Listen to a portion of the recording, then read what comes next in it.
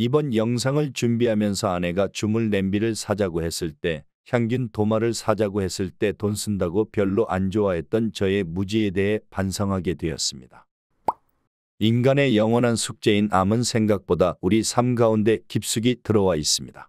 우리는 생활 속에서 암을 피하기 위해 좋은 식재료를 사용한 음식을 먹으며 운동도 꾸준히 하고 있는데요. 우리가 자주 사용하고 있는 주방용품에서 발암물질이 나온다는 사실 알고 계셨나요?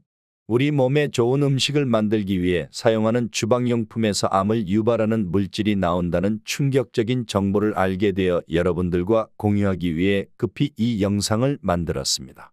오늘 영상 끝까지 보시고 소중한 분들과 공유해서 건강하고 행복하게 살아가 보시죠. 첫 번째가 플라스틱 용기입니다.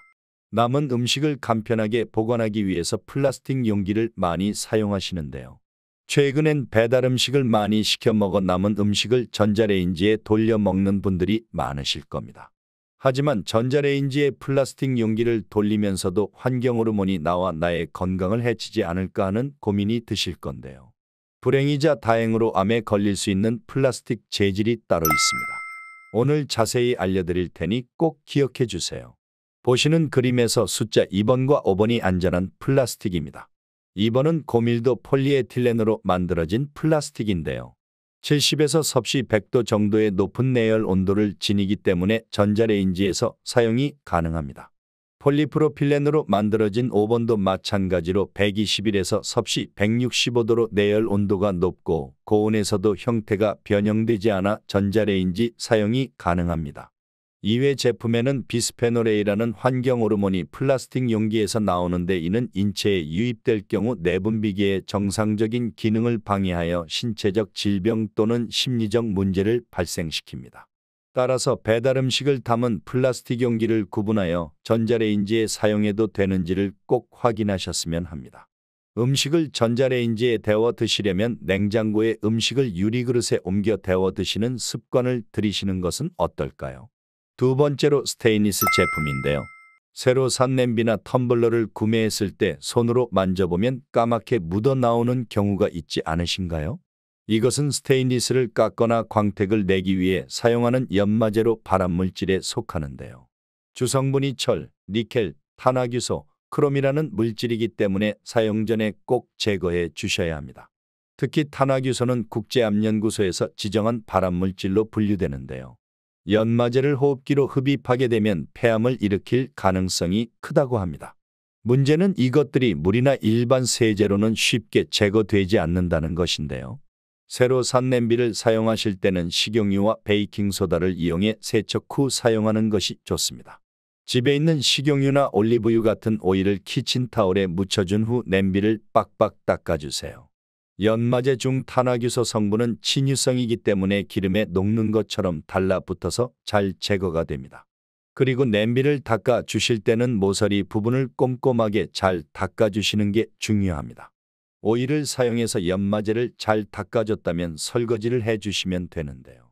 추가로 베이킹소다까지 사용하시면 더 좋습니다. 냄비에 물을 채워주고 베이킹소다를 서너 스푼 정도 넣고 끓여줍니다. 오일 코팅도 하고 설거지도 해줬지만 아직 연마제가 남아있을 수 있는데요. 베이킹소다를 넣고 팔팔 끓여주면 남아있던 연마제가 소다에 흡착되어서 떨어진다고 하니 확실하게 연마제를 제거하고 싶으시다면 베이킹소다를 이용하시는 게 좋겠습니다. 세 번째는 알루미늄 호일 및 비닐랩인데요. 편의점에서 알루미늄 냄비에 즉석라면을 끓여 먹거나 고깃집에서 쿠킹오일 위에 고기를 굽는 행동들은 독을 먹는 것과 마찬가지라고 합니다. 그리고 음식을 요리하거나 재가열할 때 랩을 씌우는 것도 좋지 않다는 것은 누구나가 잘 알고 있는 사실일 건데요. 랩에 사용되는 폴리비닐 클로라이드 PVC 성분은 평소에는 안정적이지만 열을 가하면 환경 호르몬 외에도 독성가스나 발암물질인 다이옥신을 방출하기에 전자레인지 조리는 피하셔야 합니다. 알루미늄이나 랩 대신 종이 호일을 사용하는 것을 추천드립니다. 네 번째는 코팅이 까진 후라이팬인데요. 한 조사에 따르면 가정의 약 90%가 코팅된 후라이팬을 사용하고 있다고 하는데요. 코팅된 프라이팬은 음식이 잘 눌러붙지 않아 편리해서 많이들 사용하시는 것 같습니다. 하지만 코팅이 벗겨진 상태에서 지속 사용하면 독이 될 수 있다는 사실 알고 계셨나요? 벗겨진 코팅 사이로 알루미늄 등의 금속 성분이 음식에 들어갈 수 있는데요. 이것이 장기간 몸속에 쌓이게 되면 뇌나 신장 그리고 간 손상까지 유발할 수 있다고 합니다.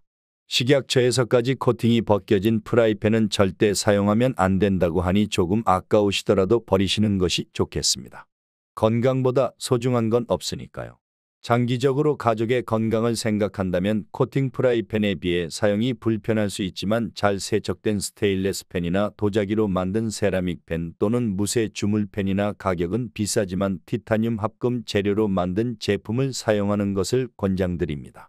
오늘 저는 사랑하는 아내에게 과감히 코팅 프라이팬을 버리자고 이야기해 볼 예정입니다. 파이팅! 5번째로 플라스틱 도마인데요. 젖은 도마는 위장 감염을 유발할 수 있는 박테리아가 생존할 확률이 매우 높다고 합니다. 또한 음식으로 미세 플라스틱이 흡수되어 건강에 악영향을 끼칠 수가 있습니다. 나무 도마를 청결하게 사용하는 것이 좋은데요.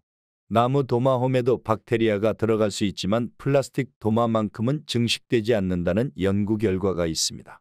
또한 도마를 건강하게 사용하려면 육류 및 생선용 그리고 채소 및 과일용을 구분하여 사용하는 것이 좋습니다. 6번째로 알루미늄 식기입니다. 알루미늄 식기는 열전도율이 높아 음식을 빨리 끓게 하고 무게가 가벼워 녹이 잘 슬지 않는다는 장점이 있는데요. 하지만 산이나 염분을 많이 함유한 음식을 담아 보관할 경우 알루미늄이 우러나와 좋지 않습니다.